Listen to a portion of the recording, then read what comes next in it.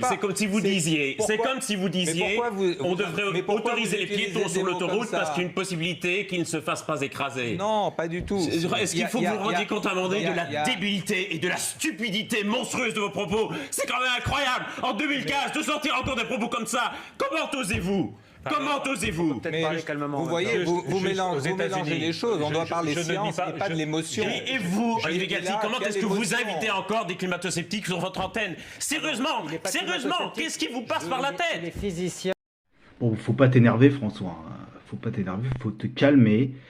T'as décidé de jouer aux jeux médiatiques, d'y participer. Et, bon, tu fais pas les règles, c'est un fait. Mais faut être bon joueur, quoi. Faut pas t'énerver. Quelle image tu donnes de l'écologie, du combat de ta vie? Ça va pas, ça. Bon, bonjour à tous. J'ai décidé de parler de François Gémen, qui, comme vous le voyez, participe à tout le jeu médiatique. Et j'avais eu comme projet de faire une vidéo sur Jancovici, mais j'ai décidé de parler plutôt de François Gémen d'abord, parce que si le temps de Jancovici arrive, il est un peu partout dans les médias maintenant, celui de François Gémen est là depuis longtemps. Comme vous voyez, il participe depuis des années aux jeux médiatiques. Et il a sorti récemment dans Le Monde une petite phrase assez longue qui révèle tout le jeu actuel des médias et ce qui va produire un effondrement écologique, parce que il révèle qu'en fait tous ces gens qui participent aux médias et qu'on appelle écolo, ou qui font soi-disant de l'écologie, que ce soit, bon, Jancovici n'est pas tout à fait écolo, mais il défend certains combats de sobriété, Gémen, etc. Bon, de n'importe qui que vous prenez, que vous voyez dans les médias, sont en fait des éco-traîtres. Et là, j'en ai la preuve flagrante. Alors, François Gémen, bon, d'abord, je ne veux pas m'attaquer à lui, hein. François Gémen, c'est un brave type. Moi, je l'aurais comme voisin, je le trouverais plutôt sympa. Il a une bonne gueule. C'est pas ça le problème, c'est qu'il participe à un jeu médiatique qui est destructeur. Les médias nous font excessivement de mal. Ils déterminent notre vie, comme je vais l'expliquer dans la vidéo. Et ce sont des outils qui nous appauvrissent et qui détruisent notre environnement. Donc, parce que ce sont grâce à eux que toute la destruction se continue, parce qu'ils la couvrent, comme vous allez le voir. Et en plus, ils nous appauvrissent parce qu'ils font des choix politiques destructeurs. Et en participant à ce jeu, en nourrissant ce jeu, François Gémen nous fait excessivement de mal. Donc c'est son rôle dans les médias qui est destructeur, c'est pas sa petite personne, son look ou quoi que ce soit. Donc, mais je vais pas le lâcher, ce type-là. Alors, comme je lâcherai pas Jancovici, probablement dans une autre vidéo. Alors, j'ai écrit pas mal de pages. Sur Jancovici, j'en avais écrit aussi beaucoup. Comme vous voyez, j'ai écrit... voilà, il y a 150 pages. Et j'ai pas tout à fait fini parce que je voudrais développer une autre partie. Donc vous voyez, mes vidéos n'ont pas beaucoup de vues sur YouTube, mais je les prépare. Donc il y a du contenu, je pense, et on va commencer tout de suite. Elle va contenir cette vidéo. Elle va contenir d'abord la phrase de François Gémen, enfin les phrases de François Gémen concernant la mobilité, qui montre à quel point il se fout totalement de l'environnement et qu'il joue un jeu sur les plateaux télé. Elle va l'analyser, je vais l'analyser, et par ailleurs, je vais montrer dans une autre partie pourquoi François Gémen est un gauchiste. Alors, vous inquiétez pas, sursautez pas, gauchiste, c'est pas une notion développée par l'extrême droite, c'est une notion ancienne qui remonte communiste et qui a été analysée particulièrement bien, je pense, par Kaczynski. Donc je vais parler du gauchisme de François Gémen. Pourquoi c'est un gauchiste et pourquoi c'est important qu'il soit gauchiste. Pourquoi le gauchisme est en fait ce qu'il y a de pire actuellement, parce que c'est ce qui va ultimement soutenir le système industriel.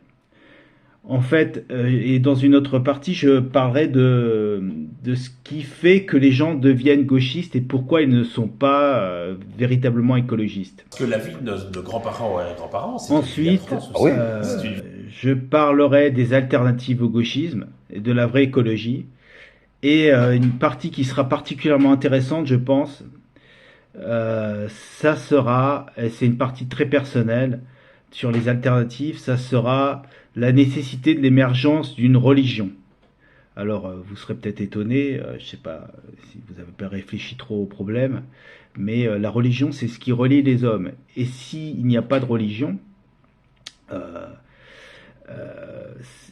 ce qui va se passer, c'est que les hommes sont reliés par l'État. Et l'État, la religion actuelle, c'est la religion républicaine, ou c'est la religion libérale. En fait, c'est de plus en plus la religion de l'argent. Et donc, si vous n'avez pas un moyen de vous relier idéologiquement à d'autres hommes, par un système de valeurs, de références, et ultimement de rêves, c'est ça qui est le plus important, c'est le rêve. C'est ce qui nous fait rêver, ce qui nous fait avancer. Eh bien, vous allez être relié de fait, de facto, par l'argent. Ou par, si jamais le système monétaire faiblit, etc., par un régime dictatorial, par l'État. Donc, et dans les deux cas, ce sera une catastrophe. Donc, il est nécessaire, pour rester libre, de former une religion. Si on pense, par exemple, aux Amish, aux États-Unis, c'est c'est le seul groupe humain qui prospère actuellement. Ils font beaucoup d'enfants, etc. Et ils sont libres, plus ou moins. Et c'est probablement les seuls qui sauront résister à un effondrement. Donc, il est nécessaire de se former cette religion. Donc, j'en parlerai, je donnerai ce que je pense être les contours de ce qui est possible. Et voilà. Donc, voilà. Et je parlerai aussi du pourquoi de ces vidéos. C'est à peu près ridicule de parler sur YouTube, ou sur Odyssée ou quoi que ce soit, mais on n'a actuellement aucun moyen d'expression. Et on est entouré de choses médiatiques. Donc c'est assez ridicule, mais l'alternative, c'est le silence.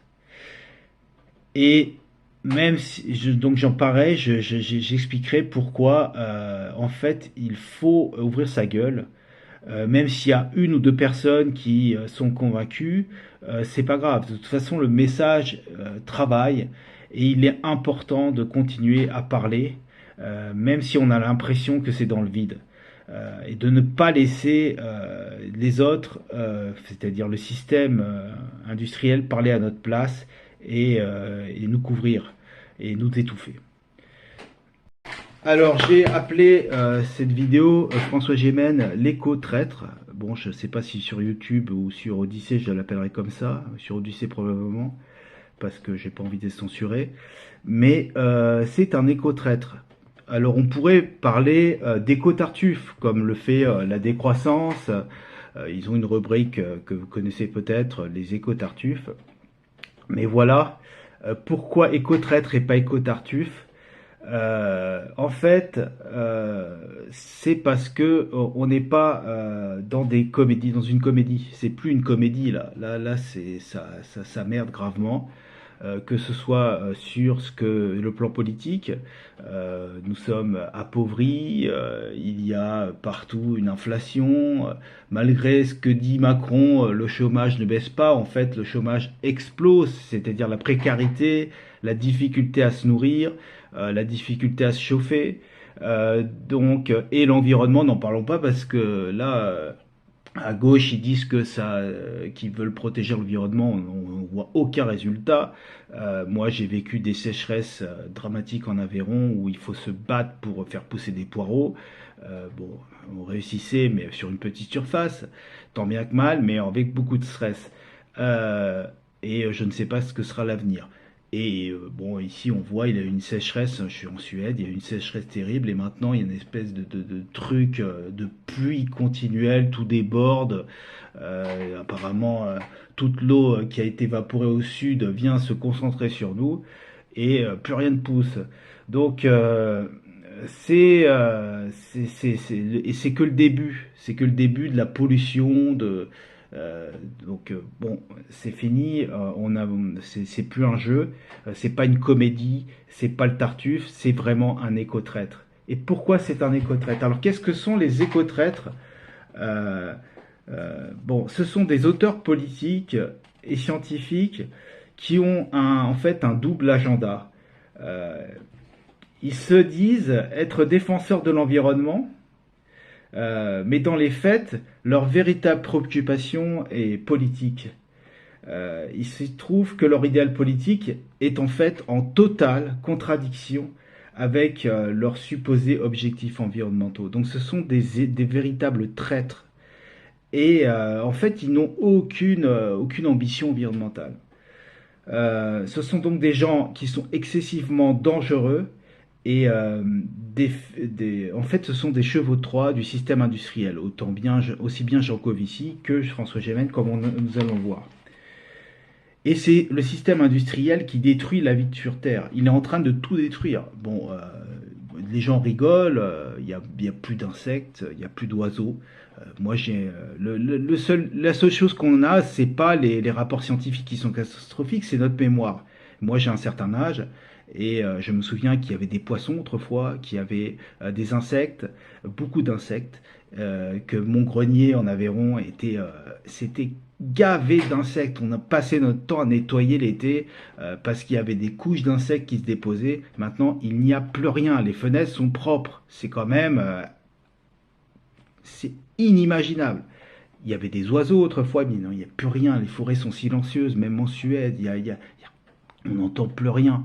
Au printemps, on n'entend quasiment plus rien. D'année en année, et ça va très vite, ça va très très vite. En 10 ans, 15 ans, on voit déjà une différence énorme. Alors, ces gens qui sont apparemment humanistes, comme François Gémen, en fait défendent la pire idéologie industrielle, comme nous allons le voir. Ce sont des progressistes. Et en fait, ce sont des gens qui combattent directement ou indirectement à l'éradication de la vie. Parce que c'est ça que fait le système industriel. Il est en train d'éradiquer la vie pour la remplacer par des machines. Et ces machines détruisent absolument tout. Ce machinisme détruit tout sur Terre. Au final, il nous détruira, nous. Il est déjà en train de nous détruire, comme on le verra. Or, c'est ce qui déroule sous nos yeux. C'est en fait la collaboration active des progressistes. Parce que la vie de nos grands-parents et grands-parents, c'est une vie atroce aussi. Oui, c'est une vie très inégalitaire, c'était un schéma de société extrêmement patriarcal, extrêmement raciste, colonialiste, etc. Et donc, moi, je fais partie de ceux qui pensent, malgré tout, que le meilleur reste à venir et que la société est dans une logique de progrès.